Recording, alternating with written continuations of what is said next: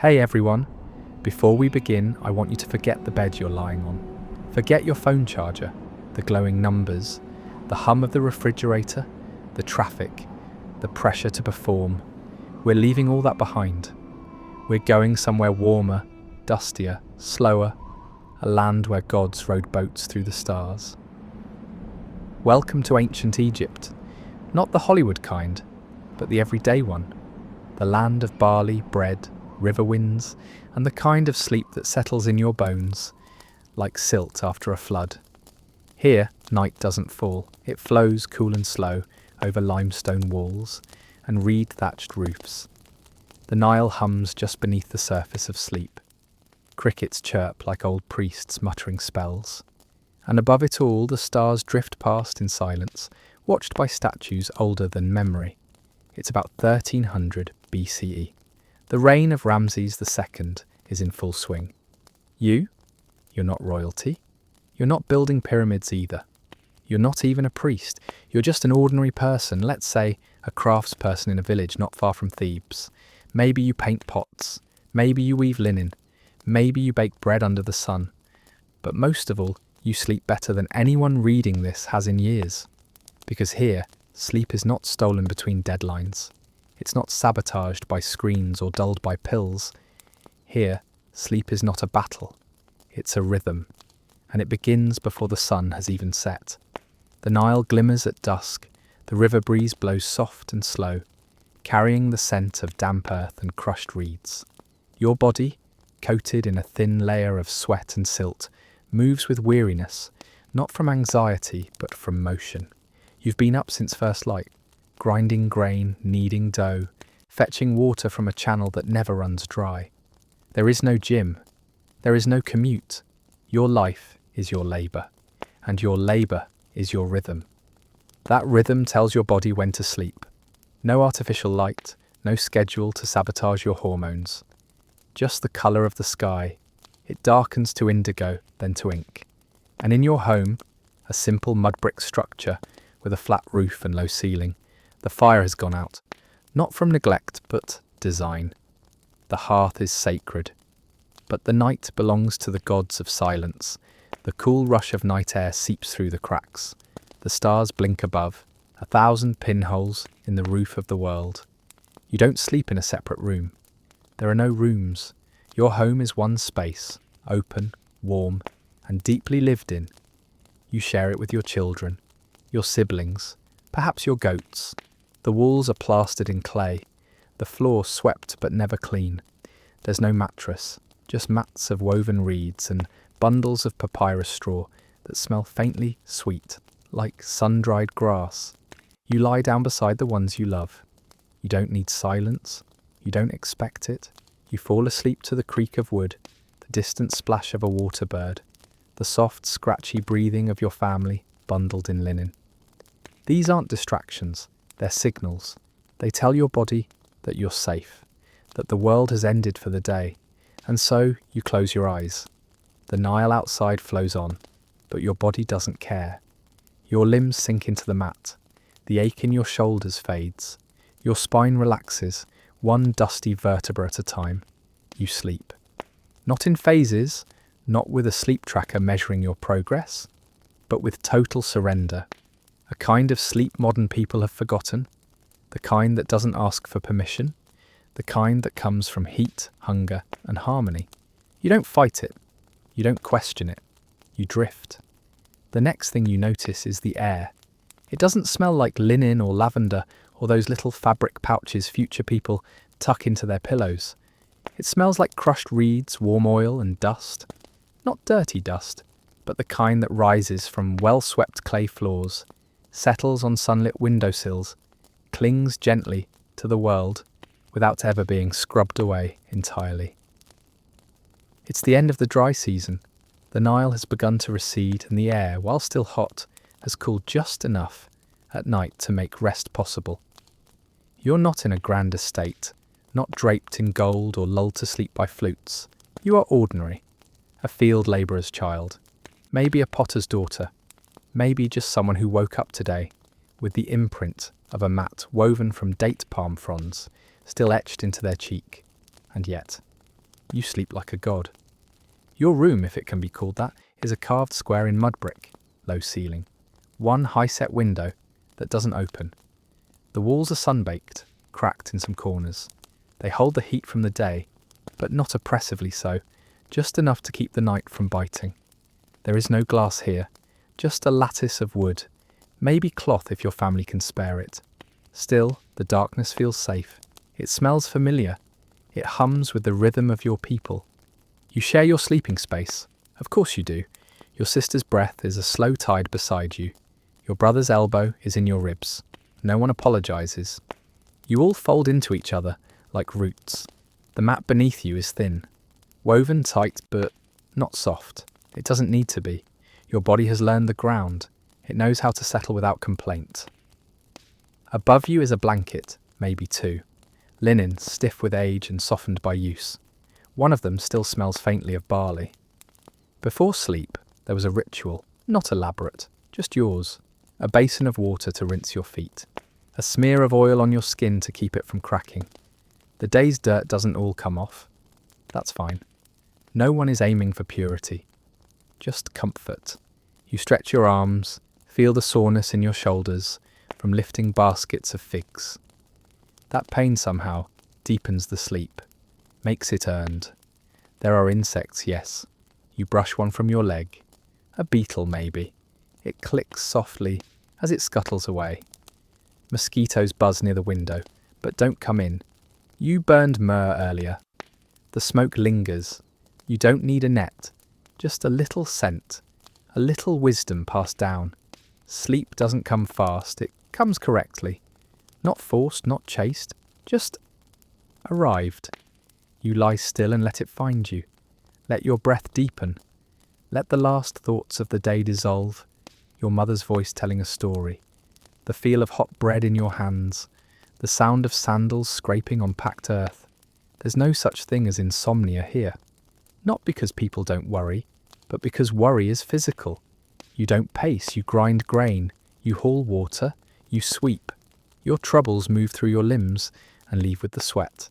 And when they don't, when they cling, there are stories, not bedtime stories, myth. Ra drifts across the underworld each night. Bastet guards the home. Dreams are not nonsense here. They are echoes, messages, sometimes warnings. You've been told to remember them, told they matter. So when your dreams come, you don't dismiss them.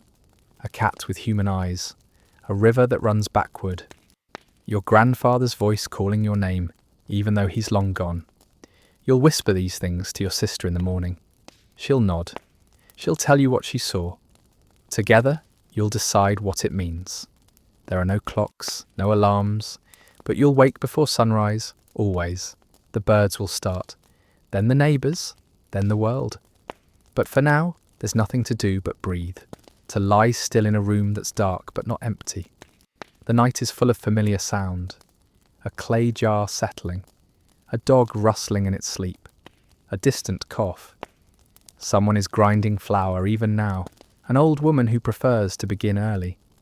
That rhythm, the hush, hush, hush of stone on grain, lulls you, not noise. A lullaby. This is what modern sleepers forget. That sound doesn't always steal rest. Sometimes it gives it back. You shift slightly. Your elbow finds a cooler patch of mat. The linen slides against your ankle. You don't need to adjust your body with precision. You're not trying to optimize a REM cycle. You're just here, breathing, resting, being. It's warm, not hot, not stifling, just enough to make you grateful when a breeze kisses your neck through the lattice. You don't think of it as a luxury, but it is. Real rest, real darkness, real safety. You're not waiting for a buzz, a blink, a message. No screen has lit your eyes since the sun went down. The only glow now is memory, the fire that burned earlier. The embers long gone. Even the gods rest. You were told this once, that Ma'at, the principle of balance and order, includes rest. Without it, even the sun would forget to rise. The priests might chant for the dead, might embalm the body, but without sleep, no spirit can cross the duat. So you sleep. Not as escape, but as participation, as alignment. Your breath slows, the mat beneath you stops being a surface and becomes something else, an anchor. You feel your weight deepen, not in a heavy way, in a whole way, like your body remembers how to be still, like it's done this 1,000 times before. Because it has. Your people have slept like this for millennia, on rooftops under stars in the summer, on earthen floors in winter, wrapped in linen, surrounded by breath. Sleep here is not a luxury, it's a right. The world beyond the house is quiet now. Even the river, always murmuring, seems to pause. You can feel it though, not hear it, not see it, but feel it. The weight of water in the dark, the promise of irrigation, of food, of time itself. Everything here moves with rhythm, including you. And tonight, like every night before, you fall into sleep not like someone surrendering, but like someone returning. To the mat, to the breath, to the body. To the place beneath the stars where rest was never something earned. It was simply what came after being alive all day. You don't know what time it is, but you know it is time. And so, you sleep. You wake up. Not suddenly, not sharply. You don't jolt or gasp. There is no alarm here, no ringing, no lights, just breath and motion, and the warmth of a room still wrapped in the scent of fire ash and people. Your eyes open slowly to a gold-pink haze creeping in from the narrow window slits. Sunrise dust coating everything, in the glow of another day. You do not stretch yet. The body isn't ready. The first motion of the day is not a movement, but a noticing. You feel your weight against the mat of palm fibre. You feel the warmth of your cousin's shoulder still curled near your ribs. Someone has already risen. Your uncle, maybe, gone out to tend to the geese. You know by the faint draft that creeps in every time someone moves the curtain. But you're still here, still resting in the residue of sleep. And in that residue, dreams. You don't think of dreams the way people will in the far future. You don't dismiss them with a shrug, or call them random firings of the brain. You don't search for meaning online, or filter them through metaphors in a psychology book. You treat dreams the way your grandmother taught you, with respect, with caution, with memory. Because dreams, in your world, are not passive things. They are messengers. Sometimes they speak plainly. Sometimes they arrive veiled in symbols only a priest or temple scribe might understand. But always, always, they matter. You rise slowly now, thinking about what came to you in the night. You dreamt of a bird, a heron, long-legged and still, perched beside a river not unlike the Nile. The air in the dream was blue, not sky blue, but dream blue. That tone dreams invent, not quite real, not quite imagined. The bird turned to look at you, tilted its beak, and opened its wings, revealing something inside. You don't remember what, just that it felt like being handed a secret. When you were a child, you once told your mother about a dream like this. She didn't laugh. She took you to the local priest, who smiled thinly and poured libation water into a shallow bowl, mumbling old words under his breath. He said birds were often messengers of Thoth, lord of knowledge, writing, and secrets. He asked if the bird in your dream spoke. You said no. He nodded. Then listen harder next time. You've listened ever since. Everyone dreams in Egypt, not just the wealthy, not just priests. Dreams belong to every caste, every rank, every mat weaver and scribe and goat herd. It's one of the only things that belongs to all people equally, this nighttime gift of symbols and meaning. Your father once dreamed of a crocodile dragging a pot of beer into the reeds. He laughed about it at first, until the next harvest festival, when a pot tipped on its own and rolled into the river while he stood frozen on the bank. He never laughed about dreams again. You rise now, your legs a little stiff, back dappled with reed imprints. The floor is cool beneath your feet, still holding the night's breath. You step over a sleeping cousin. You pour water from a jar into your hand, dabbing it over your face. You do not speak. Dreams don't like being interrupted too early. The others stir, not from noise, from rhythm. You're all tuned to the same pulse. the way geese stir at first light, or stalks of barley bend together in the breeze. A house like this, with reed walls and a fire pit and the shared warmth of too many people, teaches you to sleep as a pack animal does, together, lightly, but deeply. And the dreams it gives you reflect that. Some dreams are communal. You've had dreams where you were in the fields, just as you are every day. But in the dream, your brother is there beside you, though he died 2 seasons ago. And in the dream, he's laughing, carrying water, calling your name. You wake with tears in your ears and a smile you don't understand. You don't tell your mother. She's had her own dreams, of him, of your father, of her mother long buried beneath the sands near Abusa. Ancient Egyptians do not believe the dead disappear. They walk beside you. They sit in the cool shade of sycamore trees. They lean against the corner of your dreams and whisper things not meant for daylight. They guide you. They warn you. Sometimes they frighten you, but they are never gone. A neighbour once woke screaming, claiming he saw a jackal standing in his doorway, eyes like polished obsidian, mouth dripping something thick and black. He ran to the temple that morning, barefoot and ash-faced. The priest told him to make an offering to Anubis, to light incense, to stay away from graves for 3 days. He did all of it, and he never dreamed of the jackal again. There are scrolls, papyri with hundreds of recorded dreams, written in careful ink with interpretations beside them. If a man dreams he eats meat, it is a good omen. If he dreams of fire, it is danger. If he sees a donkey, beware of burdens. These scrolls belong to temples, but the people know their content. Dreams are part of medicine here, part of law, part of prophecy, part of prayer. You dream of water often. Most people do.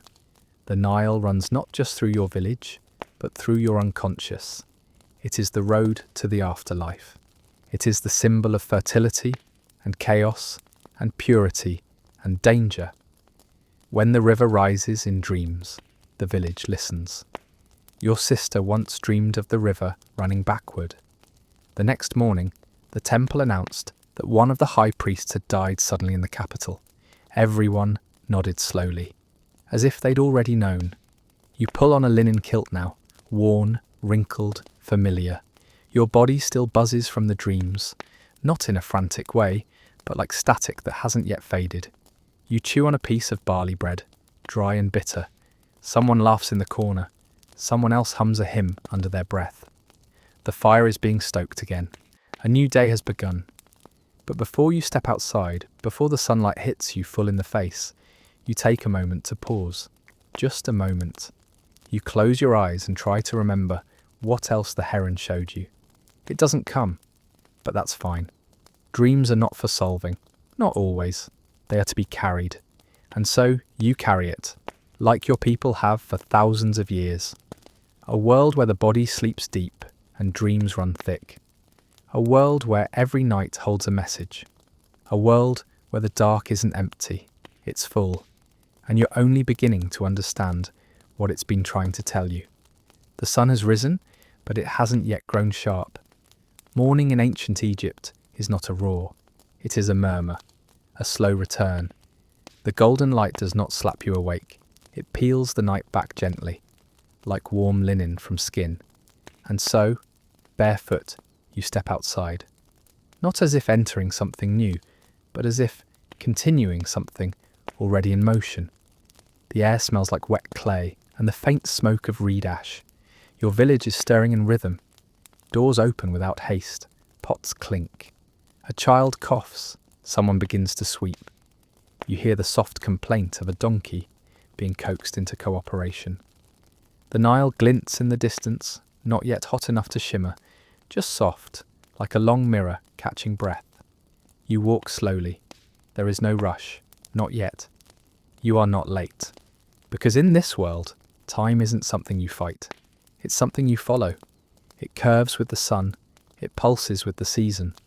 And that means your body, still humming from sleep, has time to catch up. The labour is coming.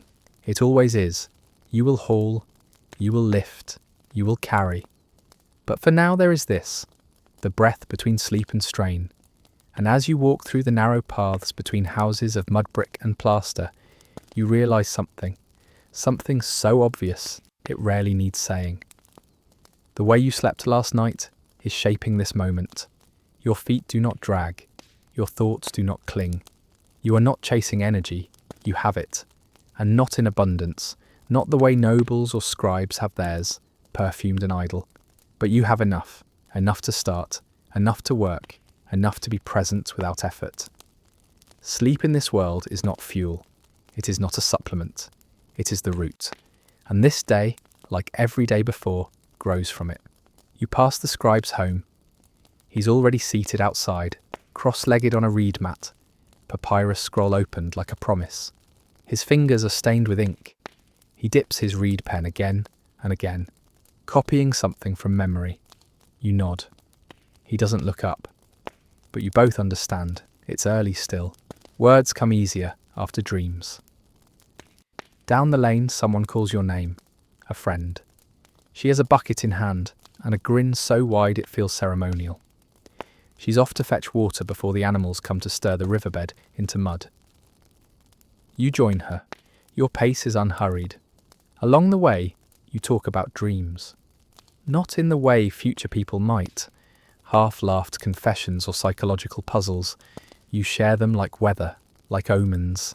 Your friend dreamt of a hippo again. Third night in a row. This time it spoke in a man's voice.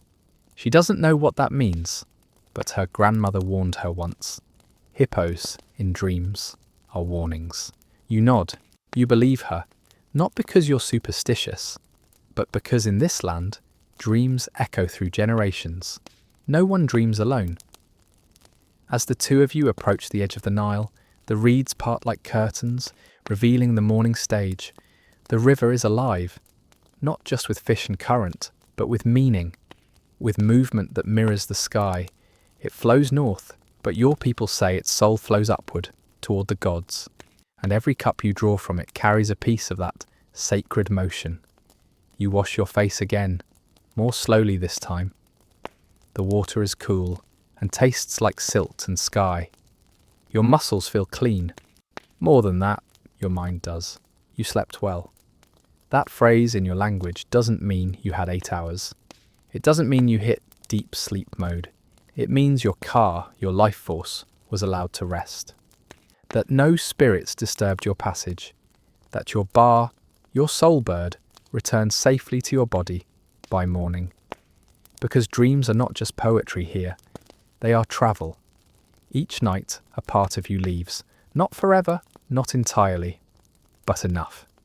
Enough to see things, to learn, to speak with gods, to visit the dead.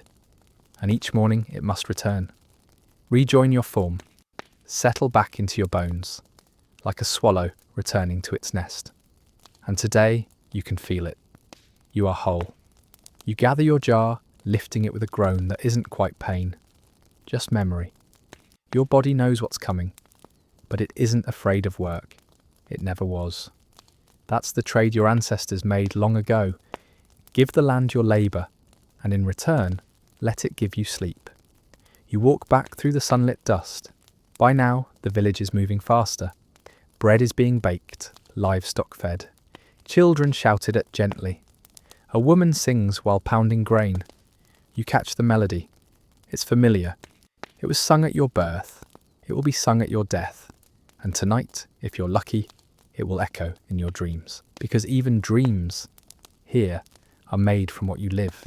Not fantasy, not escapism, but repetition, memory, smell, the colour of dates ripening on the branch, the sound of sandals slapping packed earth, the rhythm of your brother's laugh. These things visit you in sleep not as illusions, but as reminders. You return home. Inside, someone has left a bundle of linen near the door. It's freshly washed, stiff with sun drying. You touch it, and the texture jolts something loose. A fragment of last night's dream. Papyrus rustling like linen. Was that part of it? Was there writing? Were you reading? Or was someone reading you? You blink. You smile.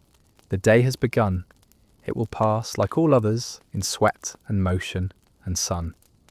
But underneath it, always, always underneath it, runs the still current of last night's sleep, feeding it, holding it up, making it possible. And when the day ends, when the fire dims and the limbs ache and the words fade, that current will pull you under again, back into the dark, back into the warmth, back into the one part of life that is always fully yours. You're still young, barely 20, but your back doesn't know that, not anymore. Because today, like most days, you'll be carrying stone, not pebbles, not decorative limestone chips for some scribe's garden wall. No, you carry foundation blocks, the kind that line temple walls, the kind that outlive their builders, the kind that weigh more than the last 6 arguments you had with your father, combined. This isn't village work. This is royal work. You've been assigned to the crews building the inner sanctum of a new temple. Somewhere far to the east the pharaoh has given orders, and that means somewhere near here your bones will be listening. You don't ask questions. You don't need to. When the overseer says, load the sled, you load it. When he says, haul, you dig in your heels and pull. When he says nothing, you pull harder. It's not punishment, it's just the way of things. The morning begins with the call to gather, a conch shell echoing across stone courtyards. A few men rub their eyes. One vomits quietly in the sand from last night's bad beer. You all stand, not proudly, just upright. Your group is assigned a stretch of path, 300 cubits long, 1 slope, 2 turns, and a bend that always eats sandals. The sled is already waiting. It is built of sycamore and silence. The block upon it is nearly as tall as you are, and 3 times as wide. It stares at you with the same expression every stone has, indifferent, ancient, immovable. You hate it. You respect it. A man throws water onto the sand ahead to lessen friction. It turns the path into something that looks like mud, but feels like glue. You grip the rope. The order is shouted, and the world becomes weight. There is no metaphor here, no poetry, no relief. It is just hauling. Your feet dig into gravel. Your hands burn. Your thighs tremble. The strap across your shoulder feels like a serpent trying to unmake your spine. You count your steps, not because it helps, but because it's the only number you control. 17, 18, 20, someone slips, the sled jerks, your ankle twists just enough to make you grunt. You keep going, not because you're strong, but because no one is allowed to stop. After the first slope, you pause. Not to breathe, there's no time, just long enough to adjust your grip. You don't speak. If you do, you might scream. The overseer shouts again. You move. By midday, your tunic is soaked through. Salt stains your skin. Your lips are cracked and dusted with sand. You haven't eaten, only sucked water from a reed. Your stomach is empty, but strangely quiet. Hunger takes energy. You don't have extra. The final incline is cruel. Not steep, just long. You lean forward until you can smell your own sweat rising from your chest like smoke. Your arms are numb. Your hands can't feel the rope anymore. Only heat and tension. You think about stopping, but then you remember last night. That dream. That moment where your brother was alive again, laughing in the canal, tossing fish into your lap. You didn't want to wake up. You didn't want the moment to end. And maybe, just maybe, if you finish this pull, you'll get back there again. So you dig in, 1 foot, another. Sand shifts beneath you like an insult. Someone behind you groans. A man at the front stumbles, drops the rope, retches into the dust. The sled halts. Everyone stops. Silence. Then the order comes again. No kindness, just rhythm. You move. You pull like the gods are watching. And finally, you reach the top. The sled thuds to a stop. The stone sits like it always does, unbothered. You collapse, your face hits sand, you don't even wipe it off. Your body hums, not with energy, but with absence. The pain isn't sharp anymore, it's full. A dull circular ache that wraps around your spine like a basket. Someone hands you barley bread. You chew without tasting. Someone else passes water. You spill half of it. You don't care. The overseer says something about more work tomorrow. You don't hear it, because your mind is already walking home, to the fire, to the straw, to the warm breath of your cousin's dog against your feet, to the dream you were forced to leave. It will come again tonight. It always does after a day like this. Not as a reward, but as a law, the kind of rule written into bones, not scrolls. You stumble home slowly, half dragging your leg, shoulder twitching with every step. The pain doesn't scare you, because in ancient Egypt, sleep isn't the recovery. It's the destination. It is what waits for you. Quiet, heavy, merciful. And tonight, it will find you quickly, because your limbs are already begging for it. And the gods? The gods won't need to come down from the heavens to find you. Not when they know you'll be in the same bed, wrapped in the same dreams, drifting into the dark like a block sinking into the Nile. The sun doesn't set in ancient Egypt. It bleeds, slowly, softly, over hours, as if Ra himself is being dragged down the horizon by your arms, your back, your breath. You're limping home now, bare feet kicking up tired dust. The shadows are long and orange. A donkey brays somewhere, mournful and half-hearted. Even the animals are too tired to lie properly. This is the hour when everything softens. The voices of the neighbours lose their sharpness. Children chase each other slower, giggling in broken lines. Women at the well speak quieter. The jars they carry press grooves into their hips, but no one complains. The worst is over. The day has spilled its last heat. You pass a scribe's house.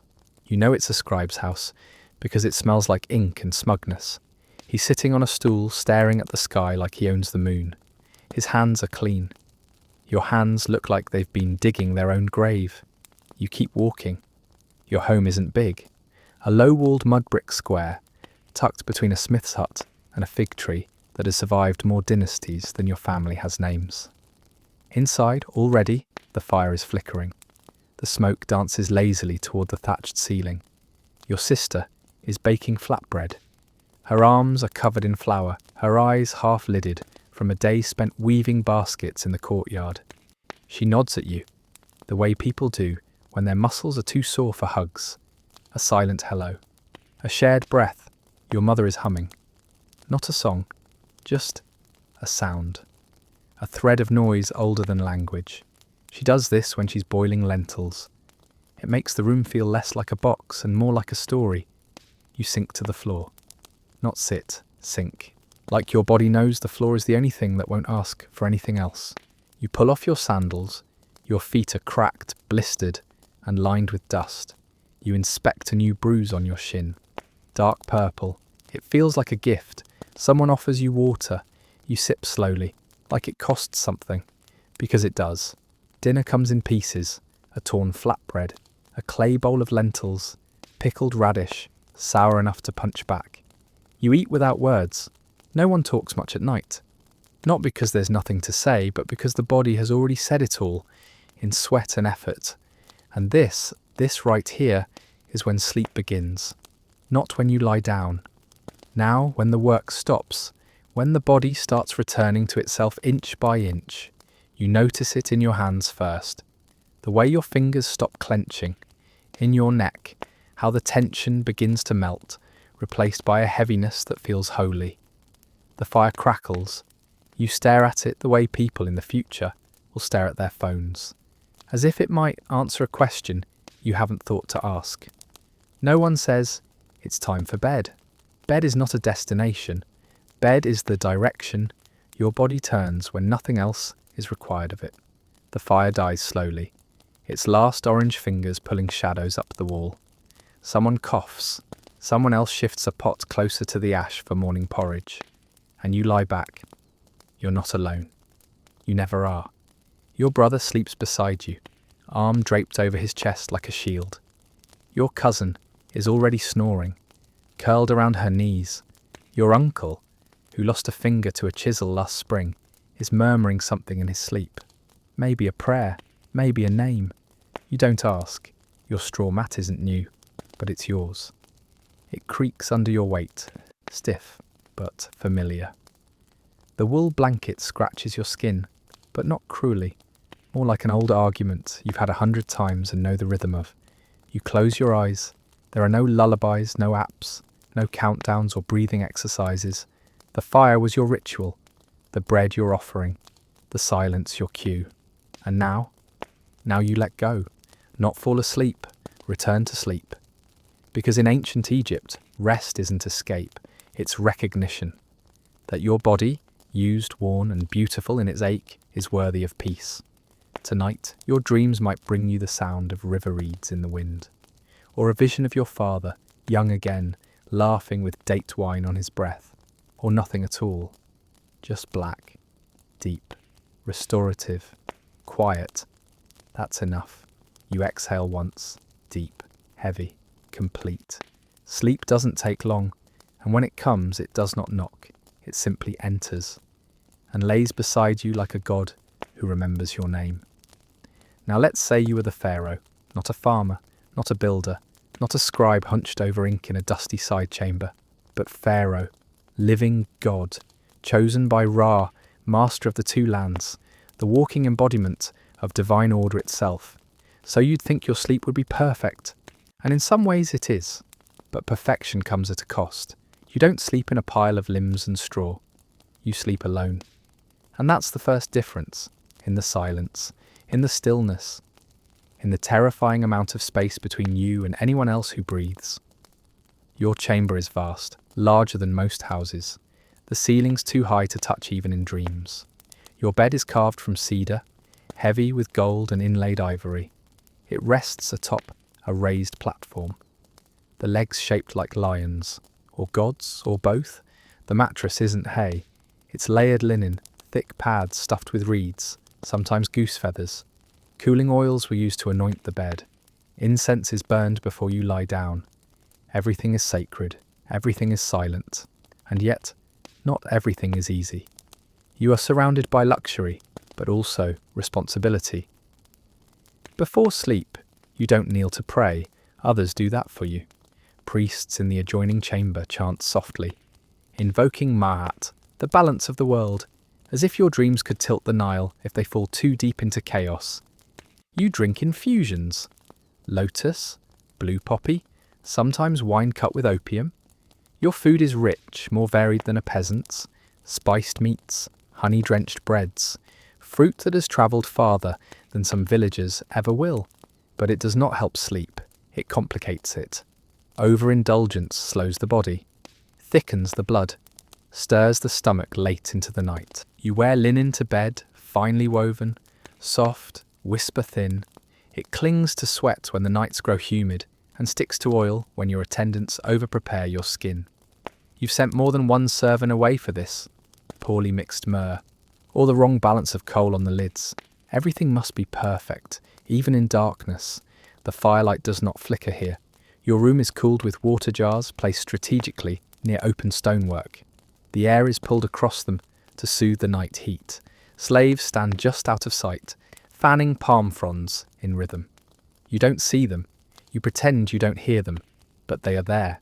Their sleep is less than yours, stolen in gulps when you finally doze. You lie down, not because you're tired, but because it is the hour. Pharaohs do not sleep when they wish. They sleep when they must. The kingdom rests upon your shoulders, and those shoulders ache, not from work but from weight. When you close your eyes, it takes longer. You aren't lulled by the crackling of a shared hearth, or the breathing of kin. Your room is too quiet, your thoughts too loud. You think of taxes, of enemies, of famine upriver, of omens read wrong, of dreams that may be mistaken for prophecy. Because for you, sleep is not a retreat, it is a chamber of visions. You were taught that a pharaoh's dreams are messages from the gods, each one a warning or a whisper, each one to be recorded, translated, interpreted by temple scribes. You do not wake with grogginess, you wake with pressure. Was the lion speaking truth? Were the waves punishment? Was the ibis a sign? You don't get to forget your dreams, you must remember them all. And some of them are not gentle. You've dreamed of drowning, of snakes rising from the Nile, of your father, gone 10 years now, smiling with blood on his teeth. You wake in cold sweat, linen twisted, oil on your brow turned bitter, and still you rise, because dreams are not an excuse. They are evidence. The scroll must be filled. The priests must be consulted. The dream tablet inscribed. If you dream of 2 sons, the high priest fasts for 3 days. If you dream of a black ibis, the temple sends an offering to Thoth. If you dream of nothing at all, they worry. For nothingness in the sleep of a pharaoh can mean death is near. So no, you do not sleep like a peasant. Your bed is gilded, your chamber is adorned, your food is seasoned with saffron, and your skin smells of cinnamon and salt, but your sleep is not free. It is observed, interpreted, guarded, pressured, sacred. And in that sacredness, you are isolated. More alone than any farmer, more watched than any thief. You are the dreamer whose dreams can reshape the kingdom. And that means sleep does not belong to you. It belongs to Egypt. The palace never truly sleeps, not in the way the workers' quarters do, not like the farms or the kitchens or the animal stalls. Even when you close your eyes, you can feel it. The pulse of motion beyond the walls. Somewhere in the halls, sandals pad over cool limestone. Guards shift their weight near your door. A servant turns a jug in the dark, pouring scented oil into a basin you won't use until dawn. All of it soft, meant to be invisible, but never absent. Your body lies still, but your mind does not. You know that to rule is to anticipate, even in sleep, and so you listen. The stone cracks softly with the night's breath. A gecko chirps. A breeze pulls in from the river, carrying the scent of fish and heat and gods. You try to imagine stillness, a single solid silence, but silence, like luxury, is an illusion. You hear everything, and worse, you remember everything. The boy from the mines who died too young, the grain that spoiled in the lower storage, the priest who said your horoscope showed a shadow, the servant who whispered the wrong name. These do not leave you. Even the perfumes can't hide them. Even the wine cannot wash them. They curl around your dreams like reeds around a drowned body. You do sleep eventually. The body always wins. But when you do, your dreams are grander than most. Because your mind has been shaped to think in omens, to believe every animal that appears is a god in disguise. Every flickering torch a sign. You've been trained to see symbolism where others see shadows. And so the dreams come. A lion sits beneath your throne and speaks in your father's voice. You reach for a cup and it fills with blood. You are walking through the great temple and your skin is cracking, turning to sand. You wake covered in sweat. Your attendants do not speak unless you order it. One brings water. Another adjusts the fan. Then the priest arrives. Always. He does not sit. He bows. And you recount the dream, every detail, every flick of the cobra's tongue, every missing tooth in the crocodile's grin. He writes, he nods, he hums. By morning that dream will be copied into the temple archive, discussed, cross-referenced with the stars, used to advise your behaviour for the next week. And what if you lied? What if the dream was a child again? A mother?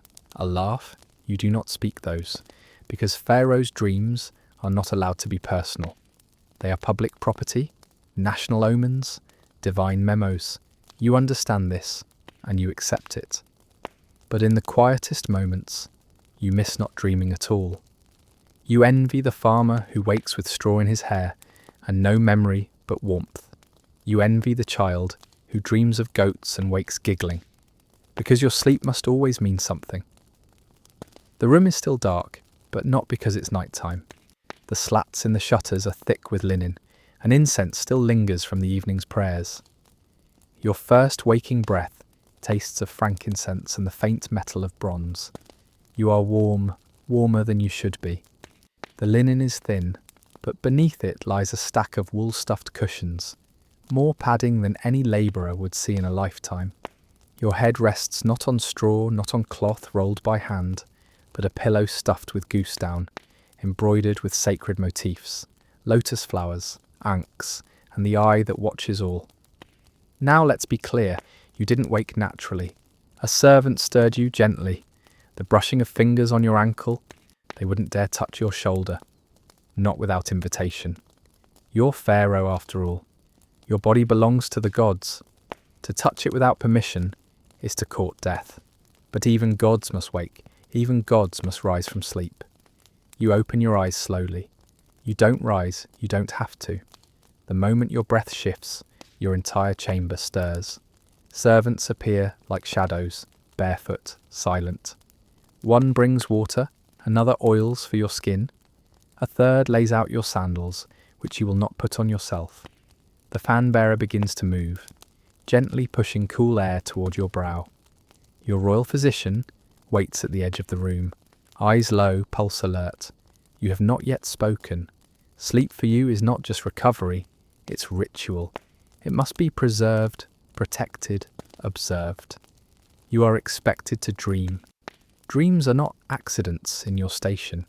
They are messages, signs, instructions from the divine. Your priests will ask about them later. Every detail. Were you flying? Were you underwater? Was there a crocodile, a red lake, a woman with a falcon's head? They will record it, interpret it, argue over its meaning while bowing their heads low. You remember it now, just barely. A river, wider than the Nile, churning with gold. A mountain crumbling like bread. You held something in your hands. A serpent. No, a chain of serpents. One bit you, that's all. You tell no one yet. Not until you've eaten. Not until you've made your morning offerings. Interpretation can wait, but the image lingers. The bed you rise from is not a bed in the common sense. It is raised, yes, crafted from rare wood, inlaid with lapis, gold leaf, ivory. Its legs are shaped like lions. The headboard is painted with the winged sun, a throne for sleeping. You don't lie curled up like your servants or soldiers. You lie long, straight, arms at your sides. Pose matters. Sleep must mirror the position of the eternal. You must not be seen slouched or crumpled like a corpse. That is for the dying. You are alive. You are Pharaoh. You sleep like the gods sleep, in symmetry, in poise. Your dreams are national property. While the average man dreams of barley or death, you dream of flood levels and omens. It is not rest, not entirely. It is burden. Each image must be remembered, each detail passed. What you see in the dark can alter temple schedules, change harvest plans, or send armies north. And this is why you're not allowed to sleep poorly. Your chamber is curated for slumber. The windows are angled to avoid moonlight. The torches are low burning, scentless. The incense used before bed is not casual, it's sacred, measured. Blue lotus to inspire dreams, frankincense for purification, myrrh for spiritual protection. Your bedding is rotated weekly. Your sleeping robes are laundered with crushed lotus petals. If you sweat too much, it's noted. If you speak in your sleep, it's recorded. Because when Pharaoh mutters in dreams, people listen. And yet, there is a loneliness in this too. You are surrounded by bodies, but none can touch you, not in sleep. You do not curl beside a loved one.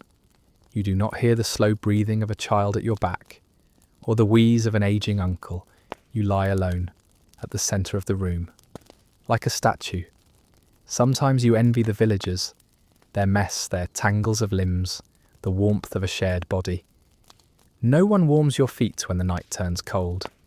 You have blankets, sure, but they do not breathe. You have cushions, but they do not stir.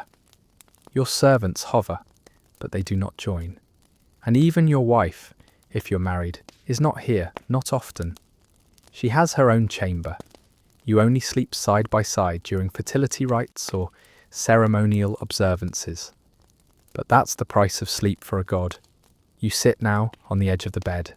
The floor is cool tile, painted with symbols for protection, hieroglyphs that ward off evil, snakes, nightmares, possession. Your feet never touch bare earth. That's for the rest of them. For the field hands, for the bricklayers, for the pot-bellied children running in sand. You are insulated from the dust, from the chill, from the very weight of the earth. Your steps are lifted by ritual, and you walk slowly, to the basin. The servant holds the jug. You rinse your hands, your face. You do not brush your own hair. Someone else oils it, braids it. Someone else places the ceremonial headdress. Your face is powdered. Your breath inspected. Sleep must not leave a blemish on you. Even fatigue is forbidden. But it's there, you feel it. The dreams you had weren't restful. They rarely are. A throne is not a bed, and a bed is not safety. Even in sleep you rule. Even in dreams, you're being watched. You miss forgetting. You miss not being Pharaoh. But those days are long gone. You step into your outer robe, a light linen, sheer and gold threaded. There will be meetings, offerings, judgments to pass, crops to bless, stones to inspect. The high priest will want your input on the temple mural. Your steward will ask if the harvest rituals are proceeding as scheduled. You will nod. You will speak with precision. But for now, for just a moment longer, you sit again.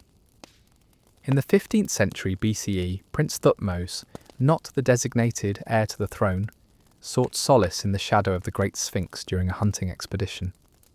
As he rested, he experienced a vivid dream wherein the Sphinx, embodying the sun god Ra-Horakhti, spoke to him. "Look upon me, Thutmose, my son. I am your father, Horemheb Khepri Ra'atum. I shall give you the kingship over the land. The sand of the desert has covered me. Promise to clear it, and I shall make you king." Inspired by this vision, Thutmose cleared the encroaching sands from the Sphinx, and subsequently ascended to the throne as Thutmose IV. To commemorate this divine encounter, he commissioned the dream stele, inscribed with the details of his dream, and placed it between the Sphinx's paws. This act not only legitimized his unexpected rise to power, but also underscored the significance of dreams in affirming royal authority. Centuries later, during a period of turmoil, the Egyptian pharaoh experienced two perplexing dreams. In the first, 7 healthy cows emerged from the Nile, only to be devoured by 7 gaunt ones. The second dream depicted 7 plump ears of grain, swallowed by 7 thin, scorched ones. Disturbed and seeking clarity, Pharaoh summoned Joseph, a Hebrew prisoner known for his interpretative gifts. Joseph explained that both dreams conveyed the same prophecy. Egypt would enjoy 7 years of abundance, followed by 7 years of severe famine. He advised Pharaoh to store surplus grain during the plentiful years to prepare for the impending scarcity. Impressed by Joseph's wisdom, Pharaoh appointed him as vizier, entrusting him with the nation's preparations.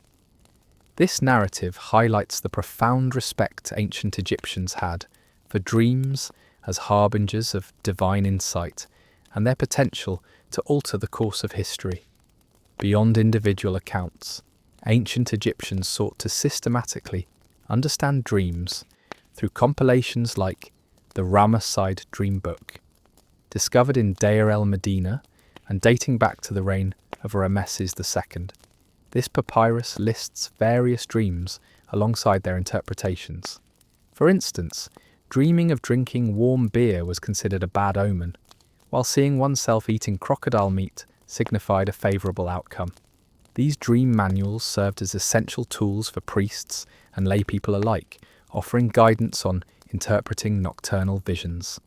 They reflect the Egyptians' belief in dreams as a conduit between the mortal realm and the divine, influencing decisions from personal matters to state affairs. Now let's say you had insomnia in ancient Egypt. You're someone ordinary again. You worked manual laboured in the sun and expected, at the very least, to sleep when the day was over. But sleep doesn't come. You lie on your mat of woven reeds, head tilted toward a cracked wall.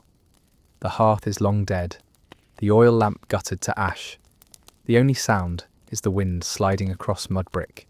And still, your eyes stay open. In ancient Egypt, they didn't have a word for insomnia as we do today, but they had names for its cousins: restlessness, unease, the hovering presence of something that won't let go, and they feared it.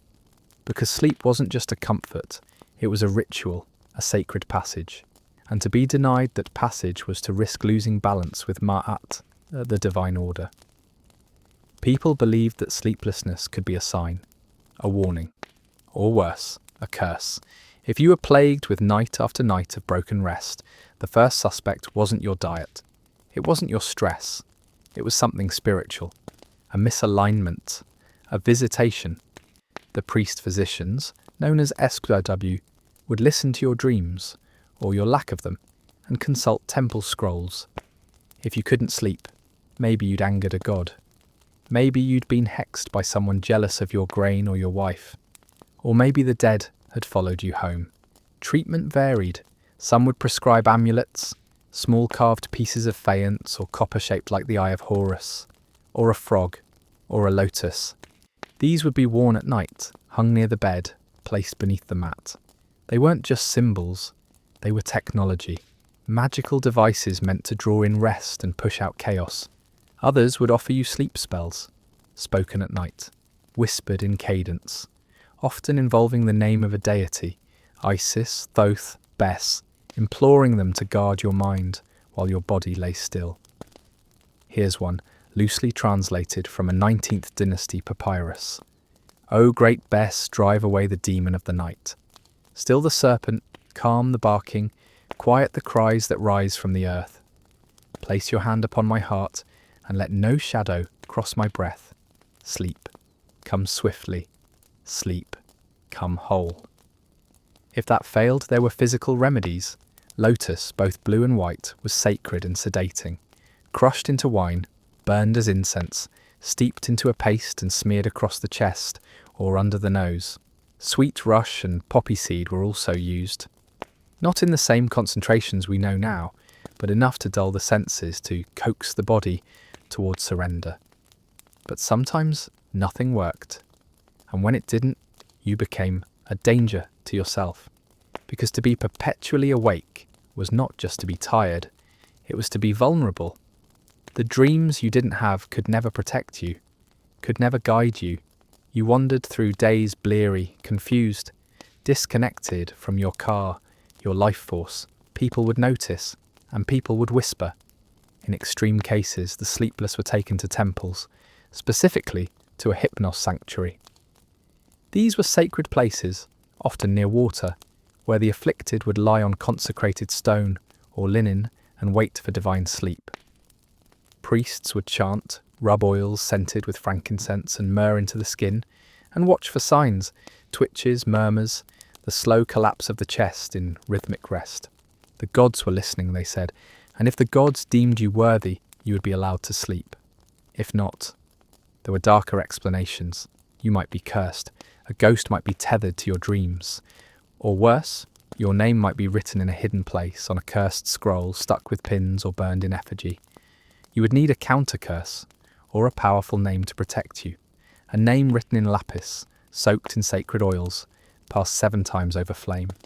This wasn't superstition, this was survival, because to the ancient Egyptians sleep was a form of death, a daily rehearsal, and if you could no longer sleep, it meant something was wrong with your passage, wrong with your return, and so you would try again, another lotus bath, another chant, another oil rubbed into the base of the skull, until one night, finally, you drifted.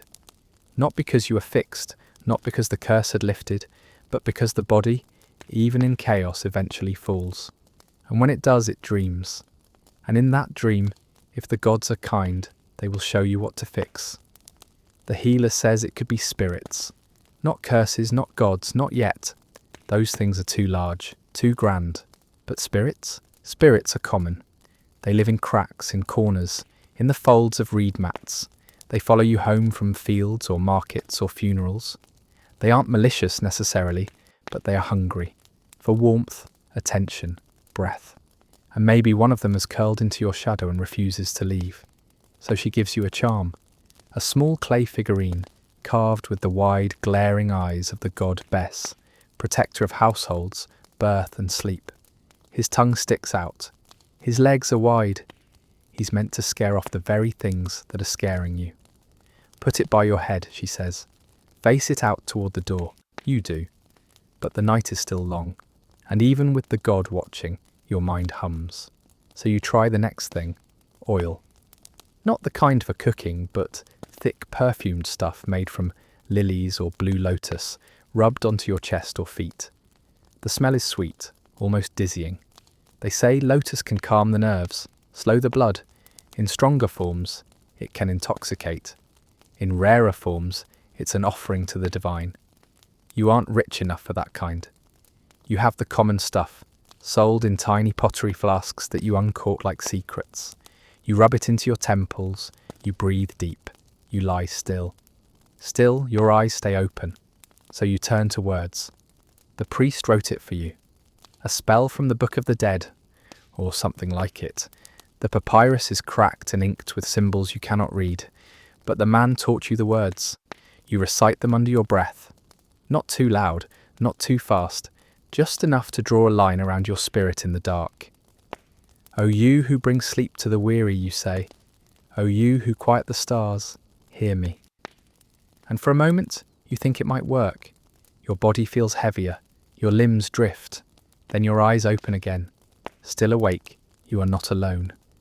There are people in the city, nobles, scribes, guards, even physicians, who also lie awake tonight, who toss in beds woven of better cloth, but cannot find rest.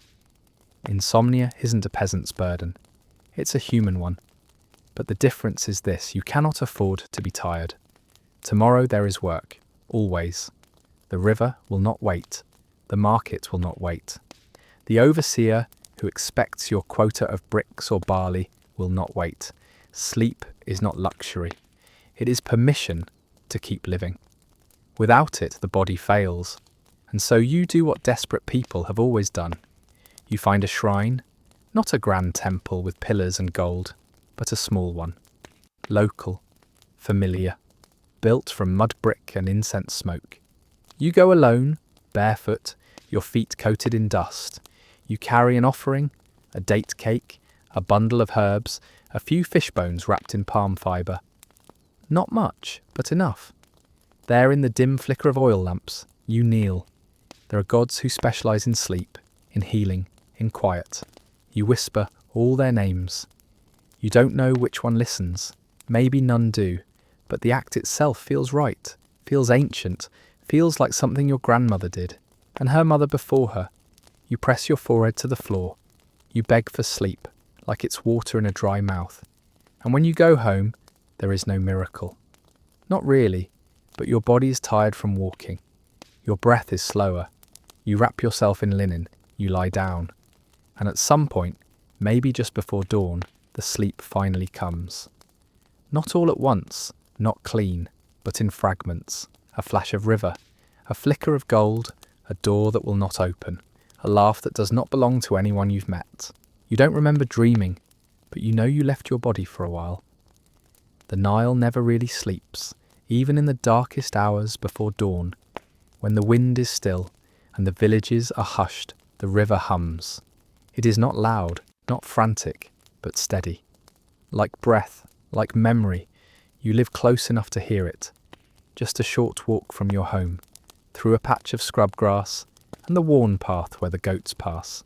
The bank is low here, and reeds grow in thick lines that hiss when the wind stirs them. But tonight there is no wind, only the slow deep current whispering to itself as it slides past the rocks. You were told as a child never to speak too loudly by the river at night. The spirits might hear you, they might follow you home. The Nile is sacred, yes, but sacred things are not always kind. They are old, and the river is older than anything else you know. Some say it is the blood of the gods. Others, the tears of Isis. Whatever its origin, the Nile is life. It grows your barley, it feeds your fish, it cools your skin when the heat is cruel. But it also holds mysteries, bodies lost, offerings cast, dreams forgotten. At night, the Nile feels closer to the other world. The priests say that Ra journeys through the underworld, after sunset, sailing a boat of fire through the darkness, battling the snake Apophis. And as he travels, the river here moves with him, reflecting something deeper than water. You once thought you saw something in it, a flicker beneath the surface, not a fish, not a log, something watching. But when you blinked, it was gone. Still, you come here when sleep fails. You kneel near the edge, dip your fingers in. The water is cool, smooth, soft in a way that earth is not. It welcomes your touch without question. You do not speak, not aloud, but your breath slows, your thoughts still. Your shoulders drop. This is not prayer. Not exactly. It is presence. It is memory. The river was here before you. It will be here after you. And for now, it lets you rest. Part 17. The water brings dreams. You lie in bed, but your mind stays at the river. The sound of it. The movement. That slow promise of continuity.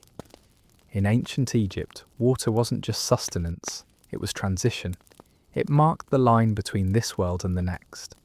And so, it makes sense that your dreams tonight come wet. You dream of boats, not the real kind, not the skiffs made of bound papyrus or the fishing vessels with their frayed nets, but boats of light, boats that float without rippling the surface, boats that carry the dead. You are in one. You do not remember climbing in. You do not know where it goes, but you feel safe. The boat glides silently, and the stars above reflect below, turning the river into sky. Someone rows, but you cannot see them. The reeds part. A city of gold rises on the horizon. But when you turn to look, it melts into dunes. A woman sings. Her voice is older than your language. You wake not afraid, not confused, just still. Just damp with the echo of water that never touched your skin. The Nile does not only shape your body, it shapes your unconscious. Your sleep is not just rest here, it is a journey. Everyone dreams of the Nile eventually. Some dream of crossing it, some dream of drowning, some dream of becoming it. The river is not neutral in your world, it is a being. When you were younger, your aunt told you that the Nile remembers every foot that steps into it, that it keeps a tally of your sins, that it can speak if you listen long enough. And so sometimes when you're half asleep, half sick with heat, you hear its voice. Not a human voice, something deeper, liquid, kind but vast. It does not offer advice, it does not warn, it simply hums. Your dreams begin to center around it. You are born from the Nile. You return to it. You become water, flowing past the tombs of kings, brushing against statues no longer worshipped. In your dreams, crocodiles nod at you in recognition. In your dreams, the river parts for you. In your dreams, you're not tired anymore. The Nile, in its wisdom, has taken your exhaustion and turned it into silence. Part 19. The ritual of washing. You cannot begin your day without the river. After waking, you walk there in the early light. The sand is cold. The air still smells like ash from the night fires. The village is beginning to stir, but you are first. You strip to the waist, kneel. Cupped hands bring the Nile to your face. The shock of coolness is not unpleasant. It is necessary. It is a reminder. Water cleans more than dirt. It removes dreams. It returns you to the physical. In this moment, you say a small prayer, or maybe you just breathe. The river doesn't need words. It just needs your presence. Others come, men, women, children. Some sing, some splash, some stand silent like you. This is not a bath. This is alignment. You cannot farm without this. You cannot speak well without this. You cannot dream well unless you close the day before in water and open the new one in it again. The Nile is not just something you live by. It is the rhythm by which you sleep. The day has passed. The sun has ruled. You are tired. You return to the river again, this time in twilight. The light is pink, then red, then gone. The water glows briefly, then darkens. You do not enter it now, but you kneel. Some leave offerings here, bread, fruit, hair. You have none tonight, but you bow your head anyway. The Nile is not a god, but it listens like one. You breathe, you let the current speak. It tells you that the world is wide, that your pain is not permanent, that the night is not empty. You carry those thoughts back to your bed, and when sleep comes, it comes like a tide. It pulls you under, and you go willingly. It's been a few more days, the air is different tonight. Still, thicker. The fire burns slower, as if it knows something you don't, as if it too is holding its breath. You've slept under this roof for most of your life. You know its creaks, its hisses, but tonight they sound further away. You lie on your back, fingers over your chest.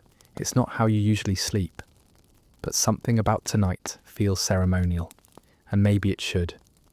Because in Egypt, the afterlife isn't just a place, it's a presence, and it begins long before death. You were taught from childhood that sleep is a cousin to dying, that each night your soul, your bar, leaves your body and wanders. Sometimes it soars, sometimes it struggles, sometimes it returns with strange memories and names you don't recognize. You've heard elders say that dreams are practice, that what you see in the dark is a preview of the journey that will come when your body no longer wakes. You never questioned this. It made sense because some dreams feel too heavy to be made of mere sleep. They cling to your skin, they haunt your breath, they teach you. Tonight, your body lies wrapped in linen.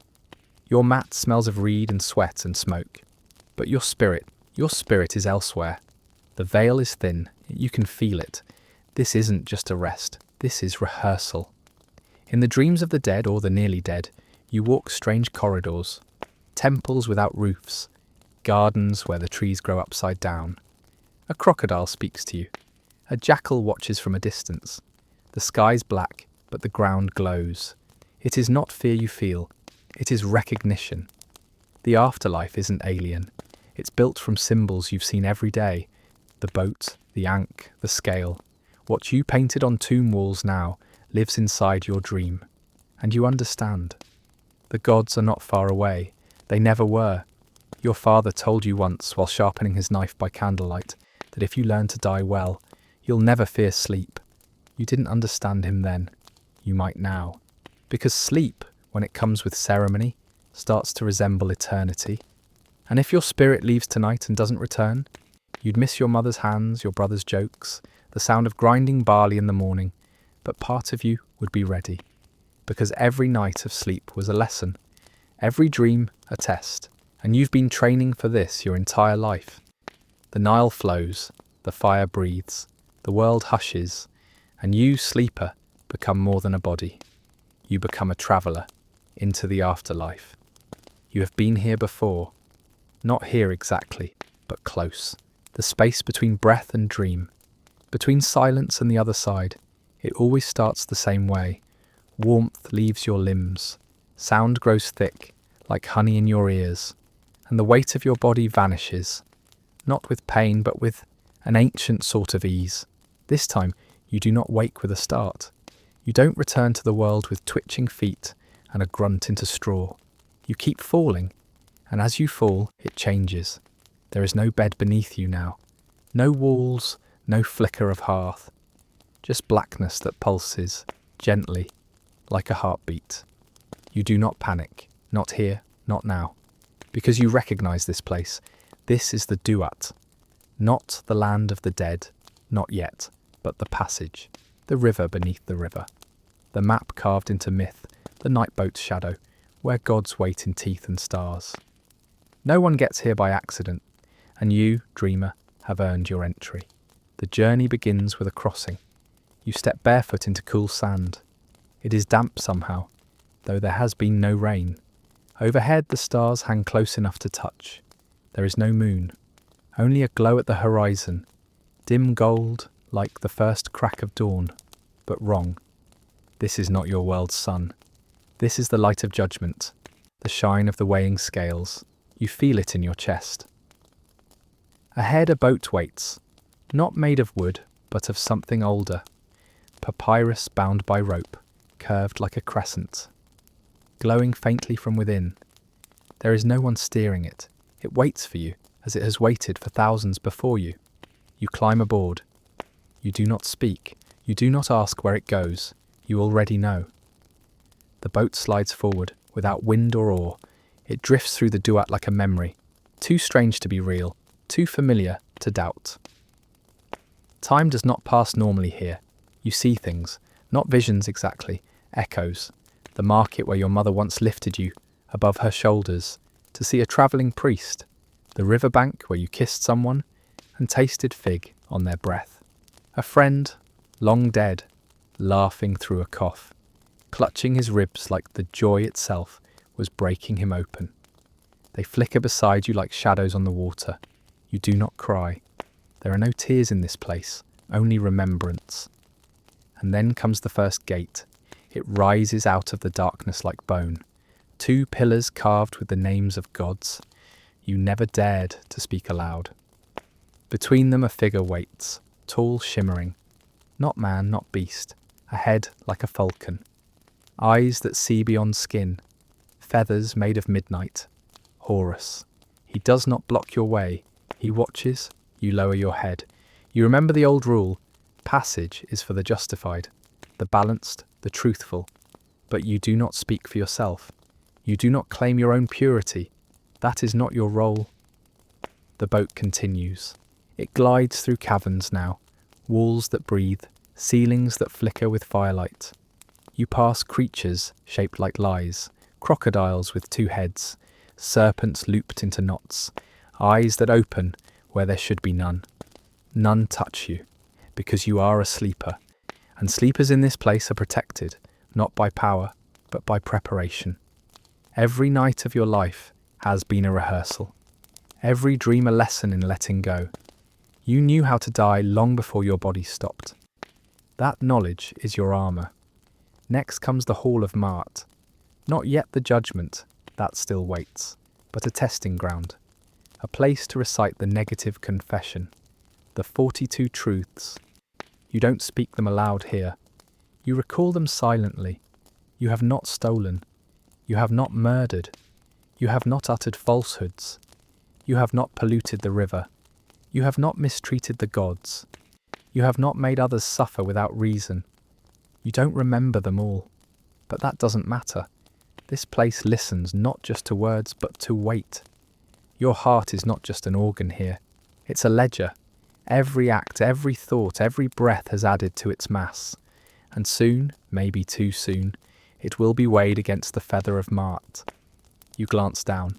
Your chest is bare. Your heart glows through your skin. It beats slowly, as if it knows. A new figure appears beside the boat. Not in it, beside it, gliding along the water like smoke. It is Anubis. His jackal face is still. Not unkind, not cruel, simply observing. He is the one who will guide you to the scales, but not yet. He waits for something. You realize what it is, truth, not spoken, but revealed. And so the duat begins to show you yourself. Not the you others knew, the you avoided, the small betrayals, the lies that felt harmless, the days when your anger got ahead of your breath, the silences that hurt worse than shouting, the moments you looked away when you should have looked harder. You flinch, but you do not deny them, because here, denial is worse than guilt. You nod. Once, Anubis nods back. The scales await, carved from gold and eternity. One side holds your heart, the other, the feather of Mart. Beside them stands Thoth. He writes nothing yet, and Amit waits at his feet. She smiles a mouthful of endings. You breathe, you watch, and in that moment, just as the scales begin to shift, the boat disappears. The duat fades, and you wake. Your eyes open to the old room. The fire is low. The others breathe slowly around you. The Nile hums in the distance. Your body is sore, your mouth dry, your skin cool with mourning, but your heart is quiet. Because the sleep was deep, and the dream was clear. And you know now, when the day comes, when the boat does not return and your body does not rise, you will be ready, because you've already taken the journey once. And in your dreams, you passed, not perfectly, not easily, but honestly. And in this world, that's enough. You rise slowly, not because your body is heavy, though it is, but because some part of you is still arriving. The dream clings to your skin like river mist. Your arms feel real again. Your legs remember the straw. But your heart still beats with a silence too large for the room. You do not speak. No one does, not yet. Around you, the others stir. A brother shifting beneath the blanket, an aunt scratching her ankle, a baby letting out a half-breath squeak before turning over into deeper rest. You listen to the house, to the fire's soft breath, to the birds starting to announce the day, and you carry the dream like a hidden object in your mouth. You do not tell anyone, not because it isn't worth telling, it is, but because it's not yours to give, not in words. There's an understanding in your world, passed from grandmother to daughter to friend. Some dreams are sacred because they were only meant to be lived once. You tuck it away like a scarab inside your chest, and you begin the day. The Nile is quieter in the morning. You hear it before you see it, that lapping, steady hush. Not the roar of flood season or the sticky buzz of midday, just a gentle churn, as if it too is waking up, remembering what it means to move. You go to the riverbank with a clay pot in one hand, your sandals tied around the other. The mud is soft underfoot. There are reeds bending in the breeze and birds snapping their wings against the wind like prayer flags. You kneel. The water touches your skin, and suddenly your body is yours again. The dream slips away. But it doesn't vanish. No, it roots, right behind the breastbone. That slow understanding I have already crossed, and I came back. Back at home, breakfast is sparse but comforting. Bread still warm from the fire, soft goat cheese wrapped in leaves, and onions so sharp you tear up peeling them. There is laughter in the room now. The tension of night has lifted. Someone hums. Someone swears at the goat for eating the corner of the reed mat again. And you? You just sit, breathing, chewing, being. It's strange how much sleep changes you. Not just in energy, not just in muscle or breath, but in vision. Because last night you were a traveller. Last night you were judged. And now, no matter what happens, whether the grain spoils or the scribe shortens your wages, or the boy from the next hut doesn't look at you the way he used to, you know something bigger waits, and you're not afraid of it. Later, as you return to your work, you notice the land differently. The cracks in the field are not flaws, they are seams, places where the earth has folded and settled, like a body in rest. The sky doesn't just stretch, it breathes, and the faces around you, though lined with exhaustion and streaked with dust, carry something quiet underneath, something sacred. They too are travellers. Maybe they just haven't realised it yet. Maybe tonight they will. And maybe tomorrow when they wake up with that same wide silence in their chest, they too will know. Death is not the enemy. Restlessness is. And you, at least for now, are at peace. Because sleep taught you how to die, and waking taught you how to live again. Now let's take some time to explore the many gods in ancient Egypt. There are more gods than stars in the sky, or so it feels when you try to name them all. Some have temples taller than any home, their pillars painted with gold and guarded by priests in stiff linen robes. Others are small enough to fit on a shelf in your kitchen, carved from wood or clay, their faces rubbed smooth by generations of touch. Every part of your life has a god. There is a god of birth, of rivers, of sun, of grain, of ink, of sleep, of death, of dreams. There is even a god of silence, and a god for scorpions. They are not distant, not the way gods will later become in other worlds. In Egypt, the gods are present, everywhere, always. When your child falls sick, you leave milk for Taweret, the hippo goddess who guards the young. When the field won't flood, you pray to Hapi, the god of inundation. When your mother passes, you wrap her carefully for Anubis, who watches the dead with jackal eyes. You do not question if they are real. They simply are. As real as wind, as real as fire. You don't see wind, but you feel it. You don't see the gods, but they shape everything. And every night, before bed, you whisper something to someone. A name, a prayer, a fragment of hope, just in case. If there is a god who sees you always, it is Ra. Ra rides across the sky in his great bark, a solar boat that sails from one edge of the world to the other. By day he watches the living. By night he descends into the underworld, where he fights chaos itself.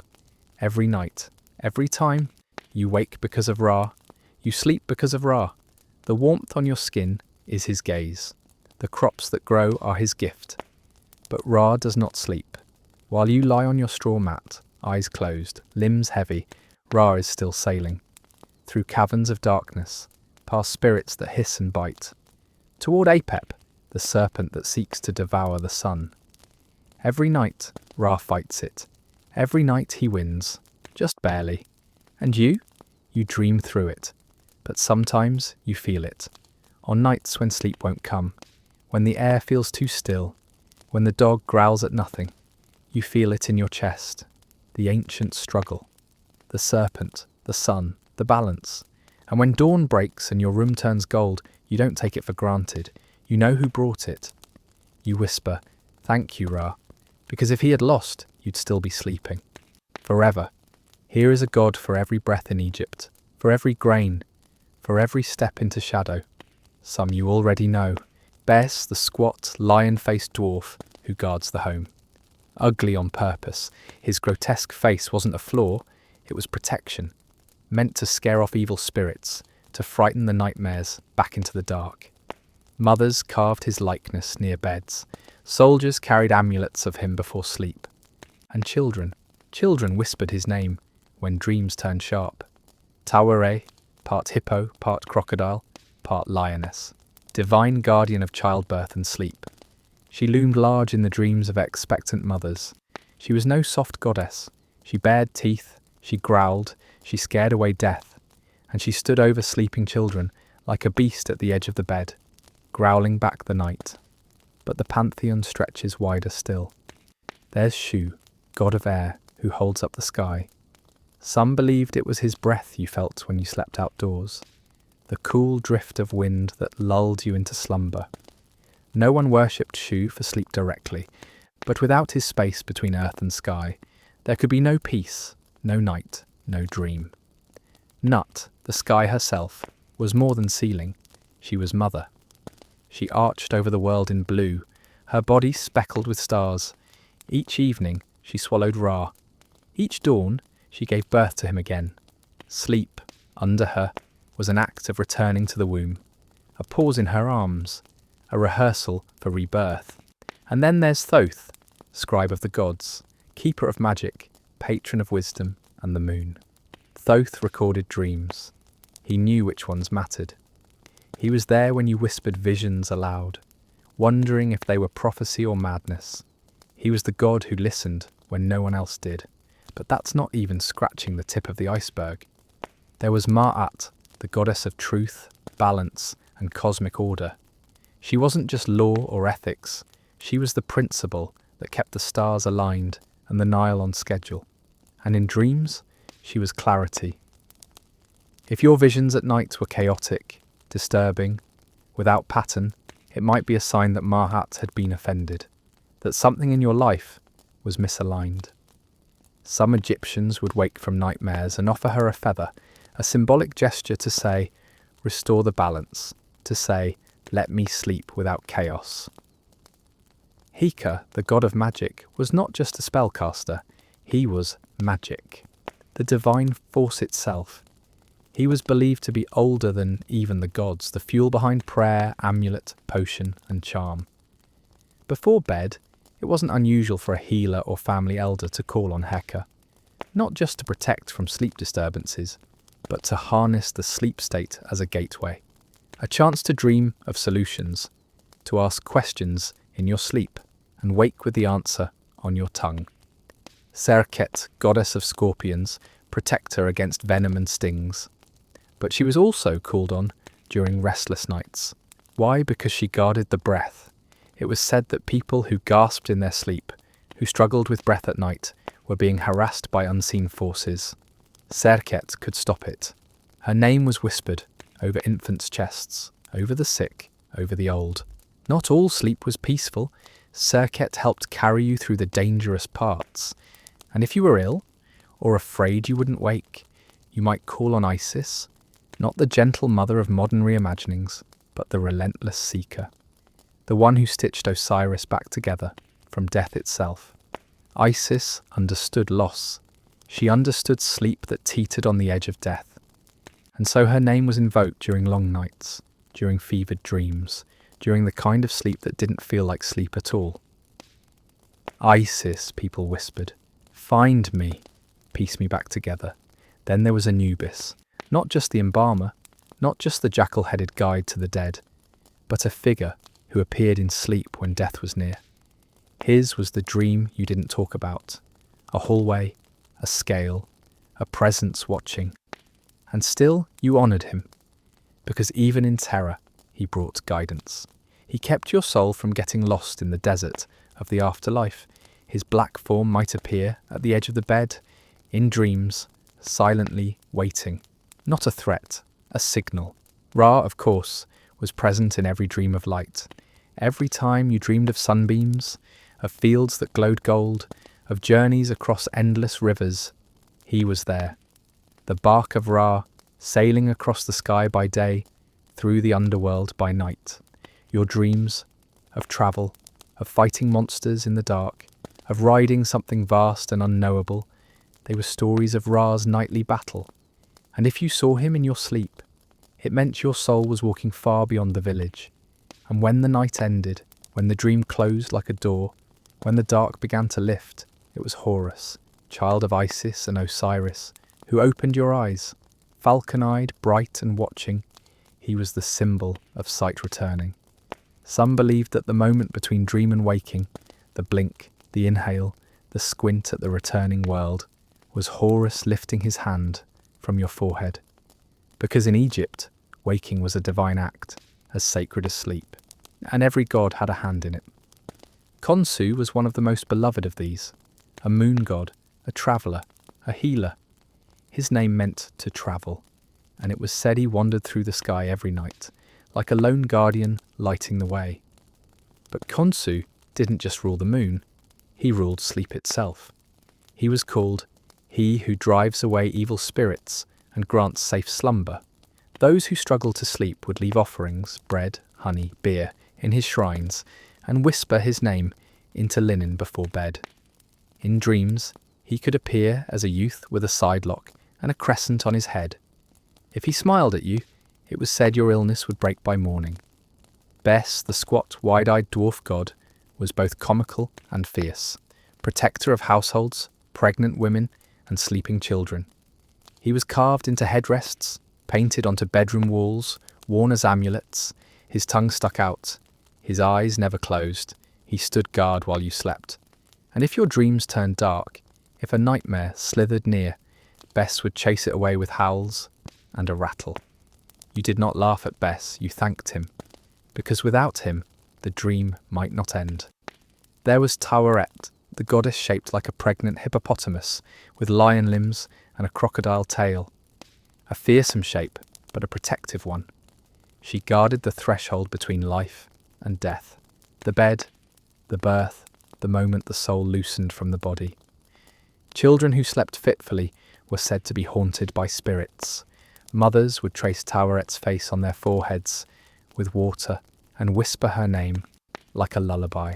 She didn't offer sleep gently. She demanded peace for those in her care.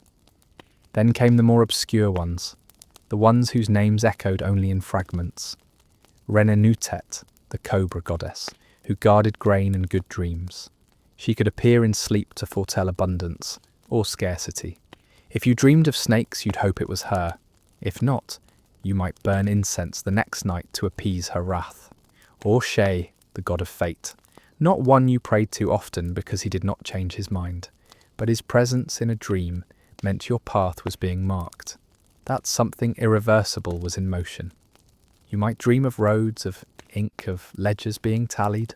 That was Shay, counting what you could not undo. You'd wake heavy, perhaps, with a sense that something important had happened. You'd visit a scribe.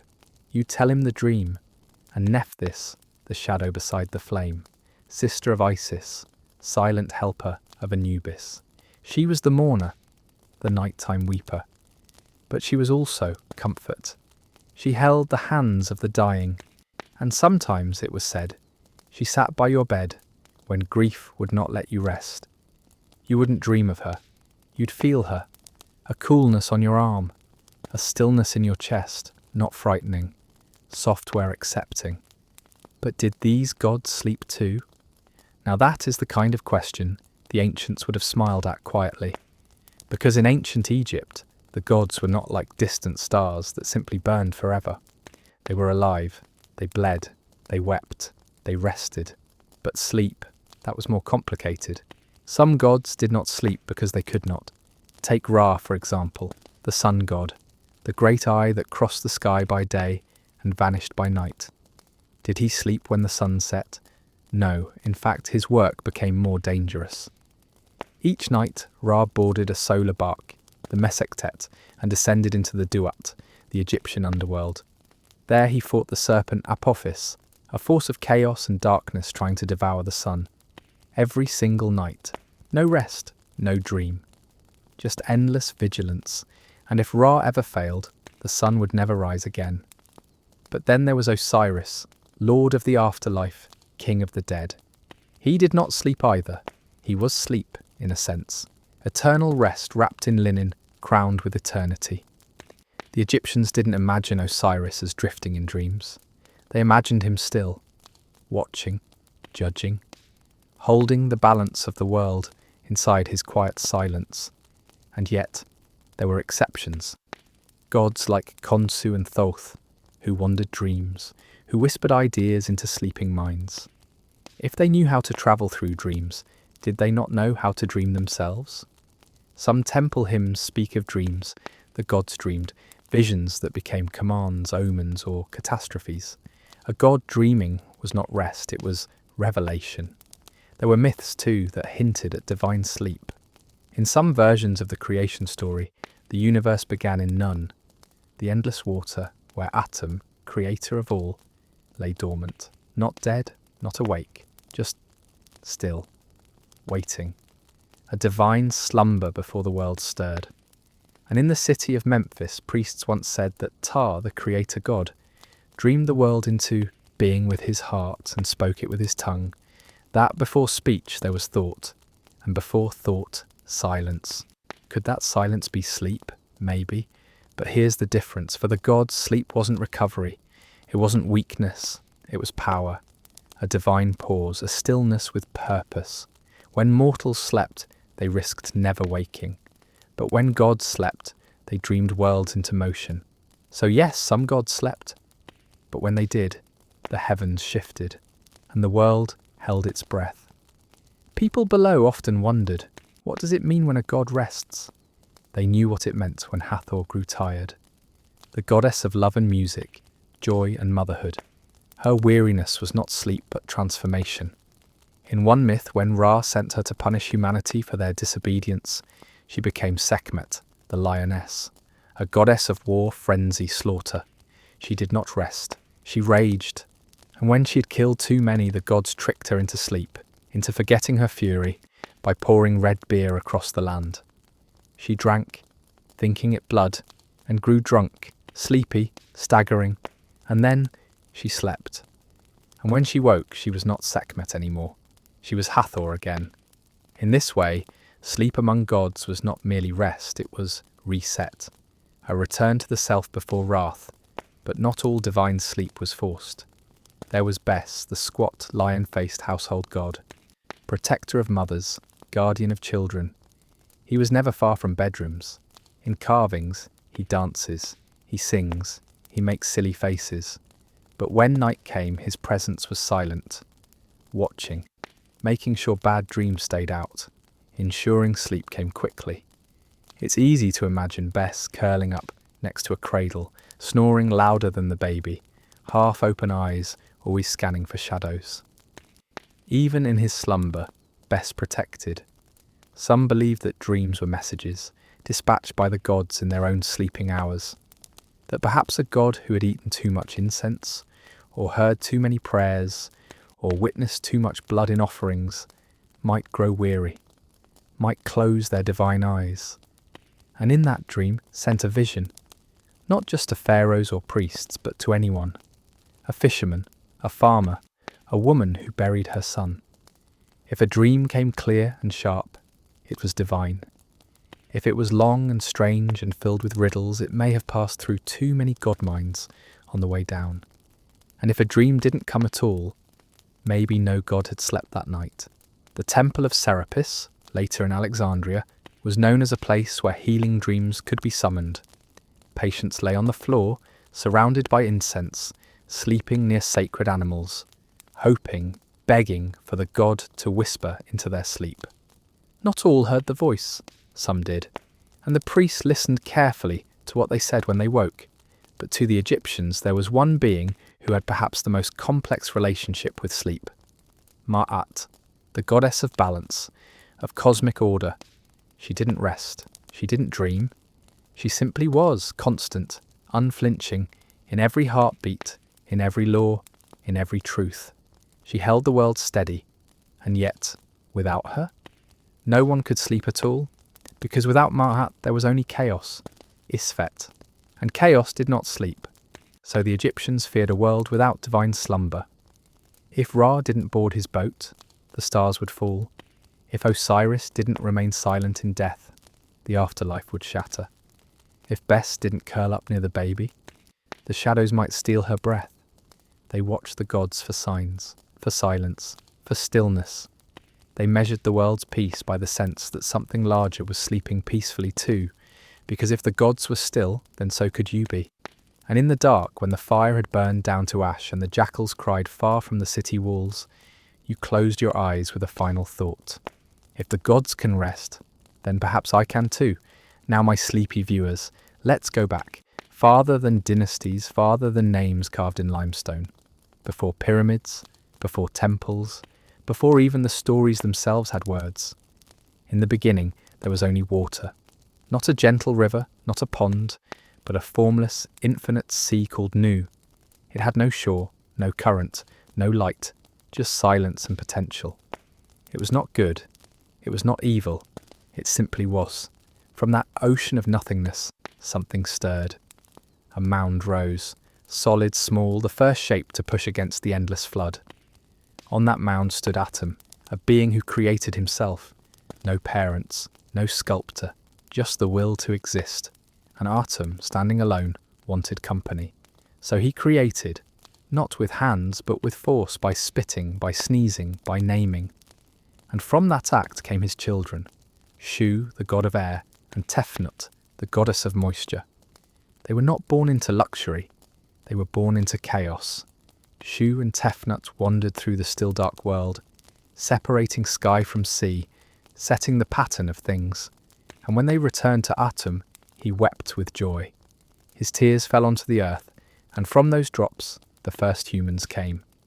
That's where the gods came from. Not from victory, from loneliness. And the family grew. Shu and Tefnut bore two more, Geb, the god of the earth, and Nut, the goddess of the sky. Lovers, siblings, eternally reaching for each other. At first they clung so close that nothing could live between them. So Shu, their own father, pried them apart. Held Nut above as the sky, pressed Geb down as the land. It was not kindness, it was order. And between them life was born, light, movement, seasons. Their children would become even more familiar. Osiris, the just king. Isis, the healer and protector. Set, the violent one. Nephthys, quiet and watchful. Horus, the falcon-eyed sun, who would rise in rebellion and rule. Every god that followed, Thoth, Anubis, Hathor, Bastet, Sekhmet, Ptah, was another branch, another reflection of human fear, hope and pattern. Some gods were born from other gods. Some sprang from concept alone. Others were reimagined over centuries, shaped by droughts and floods and war. They weren't perfect. They fought, they grieved, they died and came back, but they explained the unexplainable. Why the Nile floods, why sickness comes, why sleep sometimes feels like death and dreams like messages. They made the stars seem less distant. They made the darkness feel less alone. And over time, they became real, memories carved in stone. And no matter who you were, a pharaoh, a scribe, a fisherman, a child, you knew their names. Not because you read them, but because they were passed through breath. And tonight, as you drift closer to sleep, you too carry that breath. After thousands of years, however, the stories began to crack. Not all at once. Stone doesn't crumble that fast, even under the desert sun. But quietly, slowly, like the river changing course, just slightly, year by year, until the banks that once teemed with meaning became still. The gods didn't vanish. Not at first, they shifted. Horus became a symbol more than a being. Osiris, a name chiselled onto sarcophagi no one remembered how to open. Bastet, once a divine protector of households, became a decoration on imported pottery. Sekhmet's rage became metaphor. Thoth's wisdom became myth. Even Ra, the great sun himself, still rose every morning, but fewer and fewer people whispered his name at dawn. The temples were abandoned or repurposed. What was once sacred became quarry stone. Limestone blocks that held prayers for the afterlife were used to build walls, bridges, roads, practical things for people with no time for dreams. Languages changed. The flowing lines of hieroglyphs gave way to Greek, then Coptic, then Arabic. Papyrus rotted, inks faded, priests died without apprentices. Scrolls were burned, buried, forgotten. The Book of the Dead became just that. A book and dead. But not everything was lost, because memory doesn't live only in words. It lives in rhythm, in gesture, in instinct, in the way someone might place a coin beside a body without knowing why. In the hush that still falls in desert winds, in the way stories refuse to stay buried. Tourists came, archaeologists, thieves. The gods were pulled into light again, but under glass. Thoth in a museum case, Isis in an academic paper. The stories translated, catalogued, explained, and in doing so, made smaller. But some part of them, untamed, unmeasured, remained. Because you can't erase a culture that buried its dead with spells. You can't flatten a people who turned sleep into sacred rehearsal for eternity. You can't forget gods who were never meant to be separate from the earth, who lived in the flood, the heat, the wind, the stars. And now, thousands of years later, you are here. Not a priest, not a pharaoh, just someone living in a world where sleep is tracked, interrupted, scheduled, and sold. A world filled with artificial lights, alarms, white noise, and endless performance. But still, there are nights when you lie down and feel it. That deep, old stillness. The kind that doesn't come from perfect mattresses, or 8 hours exactly. The kind that arrives from somewhere older. A silence layered in dust and breath and memory. The kind that reminds you your body, your dreams, your quiet surrender each night. These aren't modern failings. They are ancient, holy. The gods may have changed, but sleep hasn't. It is still your rehearsal for the long journey. Still your boat down the dark river. Still the place where memory hums louder than logic. Still the only true inheritance you have left from that sun-drenched limestone world. Thousands of years later, the stars look different. The gods have new names. The tombs are open to tourists with cameras. But when your eyes close, when breath slows, when the dark rises, you're not far from them. Not far at all. Thank you for travelling back in time with me. You've now reached the morning. Sleep well, immortal one. You are remembered.